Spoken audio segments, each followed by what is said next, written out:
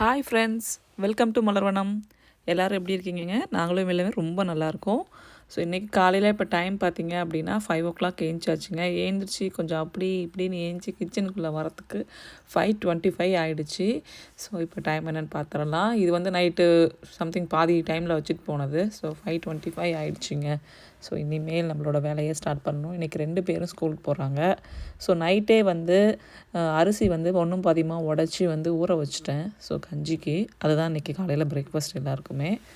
So கஞ்சி அது இன்னும் ஒரு கொஞ்சம் நேரத்தில் ஸ்டார்ட் ஆகிடும். டிலே மோடில் போட்டு வச்சுட்டேன். ஸோ அதனால் அது வேலை முடிஞ்சிடும். இங்கே பார்த்தீங்க அப்படின்னா எல்லா மில்லட்டும் சேர்த்து ஊற வச்சுருந்தேங்க. இட்லி இல்லைனா தோசை ஊற்றிக்கலாம் அப்படின்னு சொல்லிட்டு. ஸோ அதுக்கு தண்ணி பற்றலை. இப்போ கொஞ்சம் தண்ணி பிடிச்சி வச்சிடலாம். நைட்டு இது மாதிரி அரிசி ஊற வச்சுட்டு போயிட்டோம் அப்படின்னா காலையில் ஏஞ்சி கொஞ்சம் ஆட்டி வச்சோம் அப்படின்னா அட்லீஸ்ட் நைட்டு அடுத்த நாள் இன்றைக்கி நைட்டுக்குள்ளே புளிக்கல அப்படின்னாலும் அடுத்த நாள் காலையில் கண்டிப்பாக புளிச்சிடும். ஸோ அதனால் இந்த மாதிரி பண்ணிக்கிறது. பெரும்பாலும் பார்த்திங்க அப்படின்னா நைட்டில் தோசை தான் கேட்குறாங்க. ஸோ அதனால் வந்து இந்த மாதிரி ஏதாவது மில்லட்டு ஊற வச்சிட்டோம் அப்படின்னா ஊத்தாப்பம் மாதிரி கூட ஊற்றி சாப்பிட்டுக்கிறாங்க. ஆனால் தோசை தான் வேணும் அப்படின்றாங்க. சரி ஓகே அப்படின்னு சொல்லிட்டு இந்த மாதிரி பண்ணியாச்சு. ஸோ இப்போ காலையில் நம்மளோட வீடு வந்து இப்படி தாங்க இருக்குது. இப்போ டைம் வந்து பார்த்திங்க அப்படின்னா ஒரு 6:30 அந்த மாதிரி இருக்கும்னு நினைக்கிறேன். கேமராவோட லைட் ஆன் ஆகிருக்கு. அது அப்படியே அந்த வீட்டு பக்கத்து வீட்டில் அப்படியே சூரிய ஒளி மாதிரி தெரியுது. ஓகே, வெதர் இப்படி தான் இருக்குது. ஸ்னோ வந்து லைட்டாக அப்படியே போட்டுட்ருக்கு. ஸோ அது வர வர அப்படியே வந்து மழை பெய்கிற மாதிரி கீழே வந்து நனைஞ்சிட்டே இருக்குது. ஸோ நம்மளோட கஞ்சி வந்து சூப்பராக ரெடி ஆகிடுச்சு. இப்போ இதில் இன்னும் கொஞ்சம் ஹாட் வாட்டர் ஊற்றிட்டு தேங்காய் பூ போட்டு வைக்கணுங்க. இது நான் ஏற்கனவே வீடியோ போட்டிருக்கேன் மில்லட் ரெசிப்பியில். ஸோ அதுதான் இது. குள்ளக்கார் ரைஸ் ரெடியாக இருக்குது. ஸோ கபிலனுக்கு இன்றைக்கி லஞ்சுக்கு பார்த்திங்க அப்படின்னா சப்பாத்தி தான் செய்யணும். ஸோ அதுக்காக இப்போ மாவு போட்டு பிசைஞ்சிட்ருக்கேன். ஸோ லைட்டாக அப்படி கிளறி வச்சுட்டு ஒரு 5 மினிட்ஸ்க்கு அப்புறம் பிசைஞ்சோம் அப்படின்னா சாஃப்ட் ஆகிடும். இது இருக்கட்டும். கவன்குட்டி ஏஞ்சாச்சு. இப்போ கவன்குட்டியை வந்து கொஞ்சம் பார்த்துட்டு வரலாம். 2 பசங்களை ஸ்கூல் அனுப்புகிற எல்லா அம்மா அப்பாக்களுக்குமே பெரிய கோவில் கட்டணுங்க. அந்த மாதிரி இருக்குது எனக்கு ப்ரெஷர் வந்து. ஏன்னா இவரை காலையில் எழுந்திரிச்சி குளிக்க வச்சு கிளப்பி அனுப்புறதுக்குள்ளே போதும்னு இருக்குங்க.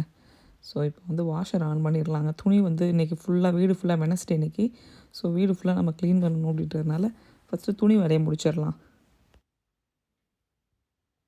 ஸோ கிளம்பிட்டாங்க ஸ்கூலுக்கு ஒரு வழியாக அவனே பண்ண வைக்கிறதுக்குள்ளே ஒரு 2 மணி நேரம் முன்னாடி எழுப்புனா தாங்க சரியாக இருக்குது ஸ்கூலுக்கு கிளம்புறதுக்கு. ஒரு வழியாக ஸ்கூலுக்கு சமாதானம் பண்ணி இதை பண்ணுறேன் அதை பண்ணுறேன்னு சொல்லி அனுப்பி விட்டாச்சு. 2 பேரும் ஸ்கூலுக்கு கிளம்புனதுக்கப்புறம் இன்றைக்கி வெனஸ்டே அப்படின்றதுனால முக்கியமான வேலை பாத்ரூம் கழுவுற வேலை தாங்க. ஸோ பாத்ரூமை கழுவி இன்றைக்கி வீட்டை ஃபுல்லாக கம்ப்ளீட்டாக க்ளீன் பண்ணணும். மேலே பார்த்தீங்க அப்படின்னா இப்போது பெரும்பாலும் வீடு பாத்ரூம் க்ளீனாக தான் இருக்கும். பட் இருந்தாலுமே வெனஸ்டே ஒரு க்ளீனிங் கொடுத்துட்டோம் அப்படின்னா பாத்ரூம் கொஞ்சம் நல்லாயிருக்கும் அப்படின்றதுக்காக தான். ஸோ வெனஸ்டே அப்படின்றது பெரும்பாலும் க்ளீனிங் டே தான் நம்ம வீட்டில். இது வால்மார்ட்டில் வாங்கிட்டு வந்திருந்தாங்க. ஸோ கொஞ்சம் இந்த கண் மைலாம் போட்டிருக்கோம் அப்படின்னா அதை தொடச்சி எடுக்கிறதுக்காக. ஸோ காட்டன் பேட்ஸ் தான் இது. ஸோ இது கொஞ்சம் வாங்கிட்டு வந்து அப்படியே இருக்குது. இன்னும் யூஸ் பண்ணலை. இப்போ தான் வாங்கிட்டு வந்தேன். ஸோ அப்படியே இருக்குது. ட்ரை பண்ணி பார்க்கணும். இந்த மாதிரி ட்ரை பண்ணுற ஐட்டம்னா முன்னாடி வச்சோன்னா மட்டும் தான் மறக்காமல் இருப்போம். இல்லை அப்படின்னா அதை பாட்டுக்கு அப்படியே கிடந்துரும். ஸோ அடுத்தது இப்போ மேலே இருக்க பொருளெல்லாம் எடுத்துகிட்டு அப்படியே க்ளீன் பண்ண ஆரம்பிச்சிடலாம். மணி பிளான்ட் வந்து தண்ணி ஊற்றவே மறந்து போயிடுறேன். அப்படியே கொஞ்சம் வாடினாப்பில் இருக்குது. தண்ணி ஊற்றணும். லிக்விட் அப்படியே போட்டு விட்டுட்டோம் அப்படின்னா ஒரு 10 மினிட்ஸ்க்கு அப்புறம் தொடச்சோம் அப்படின்னா சரியாயிருங்க. ஸோ இப்போ அதனால் அந்த பக்கம் லிக்விட் போட்டு விட்டுட்டு இங்கே வந்து மேலே வந்து ஃபுல்லாக கழுவ ஆரம்பிச்சாச்சு. இப்போ இதை கழுவிட்டு அந்த பக்கம் போனேன் அப்படின்னா அதையும் நல்லா வந்து கழுவி எடுத்துடலாம். ஸோ 2 பாத்ரூம் இருக்கிறது எவ்வளோ வசதியாக இருக்கோ 2 பாத்ரூமை கழுவும் போது அது ரொம்பவே கஷ்டமாகவும் இருக்குங்க. ஸோ இப்போ 2 பாத்ரூம் இருக்கும்போது சந்தோஷமாக இருக்குது அப்படின்னா கழுவும் போதும் கஷ்டமாக தான் இருக்குது. ஸோ இது பாத்ரூமுக்கு மட்டும் இல்லைங்க, வீடும் அதே மாதிரி தான். வீடு பெருசாக இருக்கும்போது நமக்கு எவ்வளோ சந்தோஷமாக இருக்கோ அதே மாதிரி வீட்டை வந்து மெயின்டைன் பண்ணும்போதும் வீடை க்ளீனாக வச்சுக்கும் போதும் வீடை க்ளீன் பண்ணும்போதும் கஷ்டமாக தான் இருக்கும். ஸோ இது என்ன சொல்கிறது, கஷ்டம் இஷ்டம் சந்தோஷம் இது 2ம் சேர்ந்தது தான் வாழ்க்கை அப்படின்றதுக்கு வீட்டு வேலைகளையே நம்ம உதாரணமாக சொல்லலாம். ஸோ ஒரு வழியாக ஃபுல்லாக வந்து முடிச்சாச்சு. அதுக்கப்புறம் பார்த்திங்க அப்படின்னா வேஸ்ட்டு ட்ரெஸ்ஸு கொஞ்சம் கிழிஞ்சு போய் வெளில கொடுக்க முடியாத ட்ரெஸ்லாம் இருக்கும்ல, அந்த மாதிரி ட்ரெஸ்ஸெல்லாம் ஒரு பேக்கில் போட்டு வச்சுருப்பேன் நான். ஸோ அதை வந்து இந்த மாதிரி ஈரத்தை தொடச்சி எடுக்கிறதுக்கு வந்து பண்ணிக்கலாம். ஏன்னா இப்போ வந்து குளிர்காலம் அப்படின்றதுனால ஹீட்டர் வந்து ஓடிக்கிட்டே தான் இருக்கும். ஸோ அதனால் இதுவும் கோல்டு தானே, இன்னும் கொஞ்சம் எதுக்கு வீட்டில் வந்து அதிகமாக வச்சுக்கிட்டு அப்படின்ட்டு அந்த மாதிரி பண்ணிடுறது. இப்போ மாப்பு போட்டோம் அப்படின்னா வேலை முடிஞ்சிருச்சுங்க. ஸோ மாப் போடும்போது கதவு பின்னாடி கீழே எல்லா மூலையிலையும் சேர்த்து போடுங்க. ஏன்னா எதையுமே ஒதுக்கக்கூடாதுன்னு சொல்லுவாங்க. ஸோ பாத்ரூமை க்ளீன் பண்ணி முடிச்சிட்டோம் அப்படின்னாவே பாதி வேலை நமக்கு முடிஞ்சிருங்க. ஸோ இப்போ இந்த பாத்ரூமும் ஃபுல்லாக க்ளீன் பண்ணியாச்சு. இப்போ மாப் போட்டுட்ருக்கேன். ஸோ கம்ப்ளீட்டாக 2 பாத்ரூம் வேலையும் முடிஞ்சிருச்சு. இப்போ கை கால் கழுவிட்டு நல்லா துணி வந்து நேற்று போட்ட துணியை வந்து எடுத்து மடிக்க வந்துட்டேன். ஸோ இதை மடித்து வச்சேன் அப்படின்னா கீழே ஓடிட்டுருக்கிற துணியை எடுத்து போடுறதுக்கு வசதியாக இருக்கும். அதை முடிச்சுட்டு அடுத்தது வந்து கீழே மேட்டெல்லாம் எடுத்து போட்டிருந்தேன். இப்போ அதெல்லாமும் எடுத்து போட்டுட்ருக்கேன். ஸோ இந்த மாதிரி வந்து வெனஸ்டே அப்படின்னா எல்லாத்தையும் கம்ப்ளீட்டாக க்ளீன் பண்ணுறதுனால கொஞ்சம் ஒரு மாதிரி தான் இருக்கும். பட் க்ளீன் பண்ணி முடிச்சதுக்கப்புறம் எங்கேருந்து தான் அந்த சந்தோஷம் வரும்னு தெரியாதுங்க. அவ்வளோ ஒரு சந்தோஷம் வரும். ஸோ க்ளீன் பண்ணிவிட்டு ஹாப்பியாக இருக்கிற ஒரு நாள் அப்படின்னா வெனஸ்டே தான். ஸோ இப்போ வந்து மாவை போட்டுடலாம். துணி வேலையும் முடிஞ்சிடுச்சு. இன்னும் சாப்பிடாமே சுற்றிக்கிட்டு இருக்கிறேங்க. ரொம்ப பசிக்குது. சரி மாவை போட்டுட்டு சாப்பிட்லாம் அப்படின்னு சொல்லிட்டு அரிசி எடுத்து போட்டுட்ருக்கேன். 3, 4 வயசு குழந்த வச்சுருக்க அம்மாவுக்கு கண்டிப்பாக தெரியுங்க. குழந்தைங்க இல்லாதப்போ வீட்டை க்ளீன் பண்ணுறது எவ்வளோ ரிலீஃப் கொடுக்கும்னு சொல்லிட்டு. குழந்தைங்க இல்லாதப்போ இந்த சென்ஸ் ஒன்லி அவங்க தூங்கும்போது, இல்லை அப்படின்னா அவங்க ஸ்கூல் போயிருக்கும்போது, அந்த டைமில் வீடு க்ளீன் பண்ணோம் அப்படின்னா அது அவ்வளோ பெரிய ஸ்ட்ரெஸ் ரிலீஃபாக இருக்கும் நமக்கு. ஏன்னா எந்த ஒரு டிஸ்டர்பன்ஸும் இல்லாமல் க்ளீன் பண்ணது அட்லீஸ்ட் ஒரு 5 மினிட்ஸ்க்காவது அப்படியே கொஞ்சம் அப்படியே இருக்கும் அப்படின்ற மாதிரி. ஸோ என்னோடய பிரேக்ஃபாஸ்ட் வந்து சாப்பிட வந்துட்டேன். கொள்ளு துவையல், இந்த பக்கம் பார்த்தீங்க அப்படின்னா கஞ்சி. இதுதான் என்னோடய பிரேக்ஃபாஸ்ட் இது. ஸோ இன்றைக்கி கொள்ளு துவையல் வந்து நேற்று பண்ணது கொள்ளு துவையல். ஸோ அதை அப்படியே வந்து இன்றைக்கி கஞ்சிக்கு தொட்டுக்கிட்டாச்சு. இந்த பக்கம் பார்த்திங்க அப்படின்னா வேக்யூம் போட ஆரம்பித்தாச்சு. வேக்யூம் போடும்போது என்ன பிரச்சனைன்னு பார்த்தீங்க அப்படின்னா வீட்டுக்காரோட வேலை ஆரம்பிக்கிறதுக்கு முன்னாடி வேக்யூம் போடணும். ஸோ இந்த வேலை அவர் ஆரம்பிக்கிறதுக்கு முன்னாடி போட்டுட்டேன் அப்படின்னா பிரச்சனை இல்லை. அவர் ஆரம்பித்ததுக்கப்புறம் போட்டேன் அப்படின்னா அவர் மீட்டிங் இருக்க டைமில் கொஞ்சம் போட முடியாது. ஸோ அதனால் இப்போ அன்றைக்கி அவங்க ஸ்டார்ட் பண்ணிட்டாங்க. லேட்டாக தான் இன்றைக்கி வேக்யூம் போடுறேன். அதனால் அவங்க சொல்லிகிட்டு இருந்தாங்க, கொஞ்சம் வெயிட் பண்ணி போடு நான் சொல்லும்போது அப்படின்னு சொல்லிட்டு. ஸோ மாவு வேலை முடிஞ்சிருச்சுங்க. 2 மாவையும் மாற்றி வச்சிடலாம். ஒரே மாவு தான் 2 பாத்திரத்தில் பிரித்து வச்சுப்பேன். ஏன் அப்படின்னா ஒரு மாவு எடுத்து அப்படியே புளிக்காமல் ஃப்ரிட்ஜில் வச்சுருவேன். ஒரு மாவு எடுத்து வெளில புளிக்க வச்சுருவேன். புளிக்காமல் ஃப்ரிட்ஜில் வைக்கிற மாவு வந்து எனக்கு இது ஆக்சுவலாக 2 வாரத்துக்கு வருங்க அந்த மாவு கிட்டத்தட்ட. அதனால் புளிக்காமல் ஃப்ரிட்ஜில் வைக்கிற மாவு வந்து ஒரு 4, 5 நாளுக்கு அப்புறம் அதுவாகவே லைட்டாக புளிக்க ஆரம்பிக்கும்.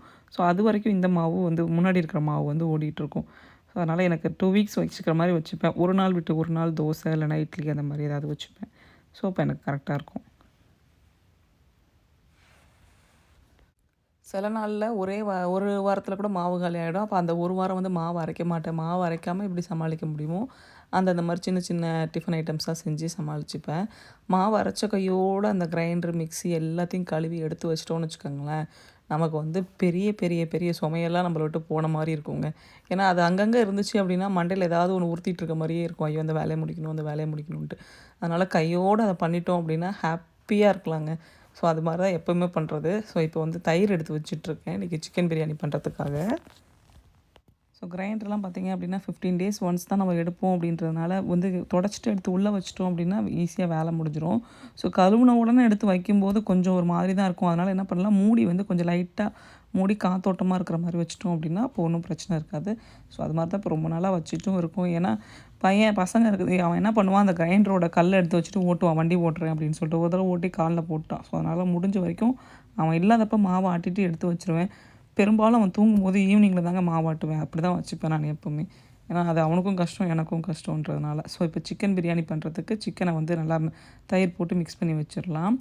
1/2 கிலோ சிக்கன் எடுத்திருக்கேன். 1 டேபிள் ஸ்பூன் மிளகாய்த்தூள், கடையில் வாங்கின மிளகாய்த்தூள் தான் இது, தனி மிளகாய்த்தூள். உப்பு போட்டுக்கலாம்.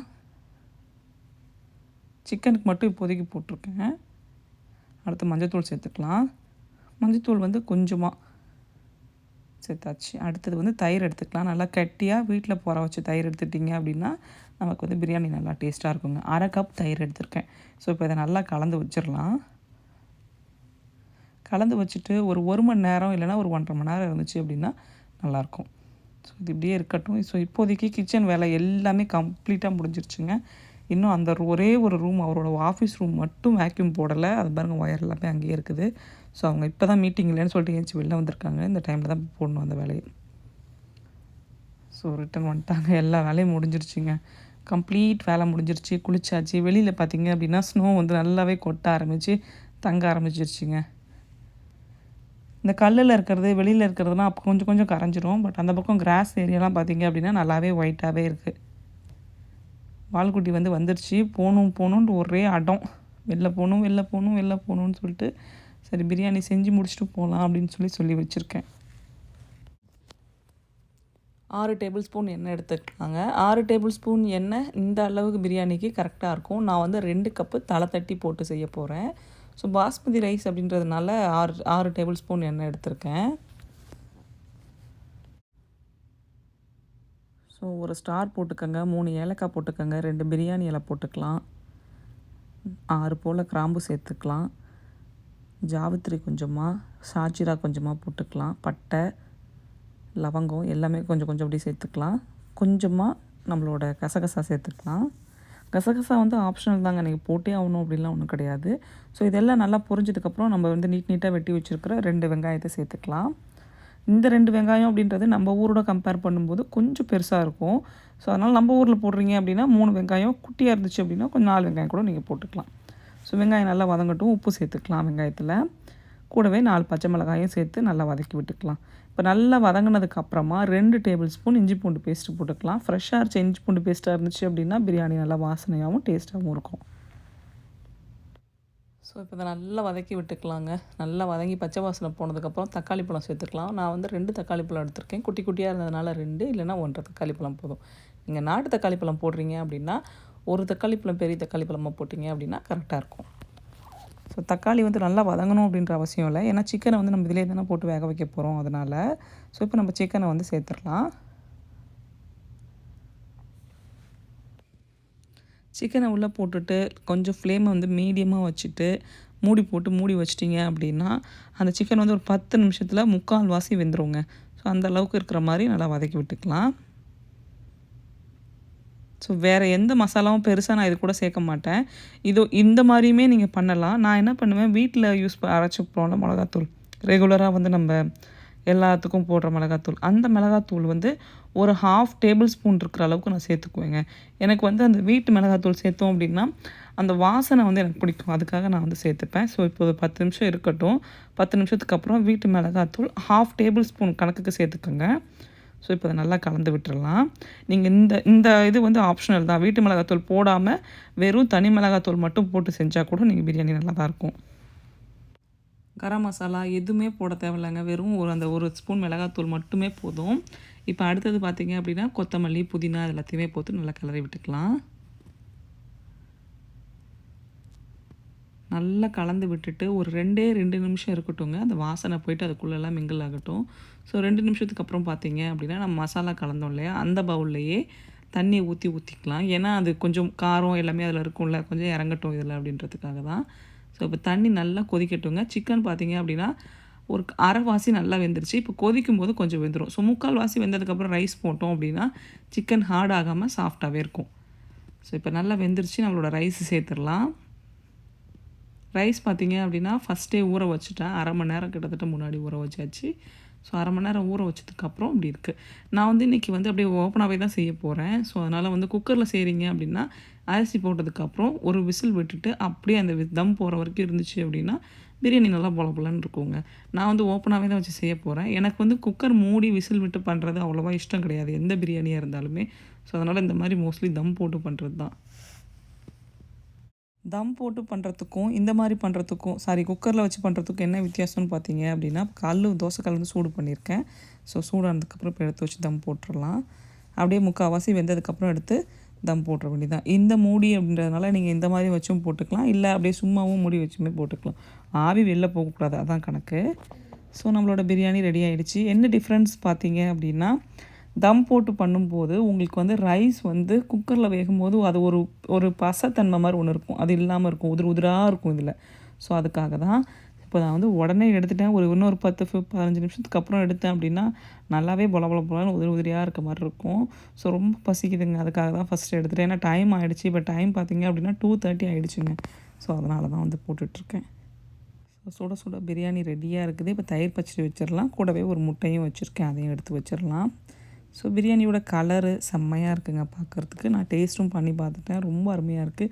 ஸோ இவ்வளோ சூடோடு கண்டிப்பாக சாப்பிட முடியாது. இப்போ வெளியில் போய் ஸ்னோவில் கொஞ்சம் நேரம் விளையாண்டுட்டு அப்படியே சாப்பிட்லாம். ஸோ வெளில போகணுன்ட்டு ஒரே அடங்க, ஸ்னோமேன் செய்யணுன்ட்டு சொன்னோம், எவ்வளவோ சொன்னோம். இந்த ஸ்னோவில் செய்ய முடியாது, இப்போ தான் ஸ்னோ வந்துட்டுருக்கு, நிறைய ஸ்னோ வந்தால் தான் செய்ய முடியும்னு கேட்கவே இல்லை. ஸ்னோமேன் செஞ்சே ஆகணும் அப்படின்னு சொல்லிட்டு வந்துட்டோம். சரி கூட்டிகிட்டு போய் காட்டினா தான் தெரியும் அப்படின்றதுக்காக விட்டாச்சு. பாருங்கள் கொட்டிகிட்டே இருக்கு பாருங்கள் ஸ்னோ வந்து தெரியுதுல நல்லா உங்களுக்கு. ஸோ அவ்வளோதாங்க, இதுக்கு மேலே என்னால் முடியாதுங்க. நான் வேறு க்ளவுஸ் போடல, ஒரு நல்ல ஒரு ப்ராப்பரான பேண்ட்டும் போட்டு போல் பயங்கரமாக சில்லாகிடுச்சு. இதுக்கு மேலே நான் போனேன் அப்படின்னா எனக்கு தலைக்கு வேறு குளிச்சிருக்கேன். ஸோ வந்து சிக்காயிடுவேன். அவங்க வரமாட்டாங்க, இன்னும் ஒரு 5 மினிட்ஸ் அப்படின்னு சொல்லி அலாரம் வச்சுருக்கேன். ஸோ வந்துடுவாங்க. செம்ம பசிக்குதுங்க. சாப்பாடு தட்டில் போட்டால் சாப்பிட விடல இந்த பையன். ஸோ இனிமேல் வந்து போய் அப்படியே கை கொஞ்சம் நல்லா சூடு பண்ணிட்டு தான் சாப்பிட்ணும். ஏன்னா பயங்கரமாக இருக்குது, எப்படி தாங்க போகிறனோ தெரில. சரி, நான் இந்த வீடியோ இதோட முடிச்சுக்கிறேங்க. இந்த வீடியோ உங்களுக்கு பிடிச்சிருந்துச்சு அப்படின்னா கண்டிப்பாக நம்ம சேனலை மறக்காமல் சப்ஸ்கிரைப் பண்ணிக்கோங்க. நிறைய பேர் வீடியோஸ் பார்க்குறீங்க, ப்ளீஸ் சப்ஸ்கிரைப் பண்ணுங்கள். அப்போ தான் அடுத்தடுத்து வீடியோஸ் போடணுன்ற இன்ட்ரெஸ்ட் எனக்கும் வரும். ஸோ அடுத்து என்ன மாதிரி வீடியோஸ் போடணும் அப்படின்னு சொல்லுங்கள். மறக்காமல் இந்த சிக்கன் பிரியாணியை ட்ரை பண்ணி பாருங்கள், ஆசமாக இருந்துச்சு. ஸோ அடுத்த வீடியோவில் பார்க்கலாங்க. தேங்க்ஸ் ஃபார் வாட்சிங்.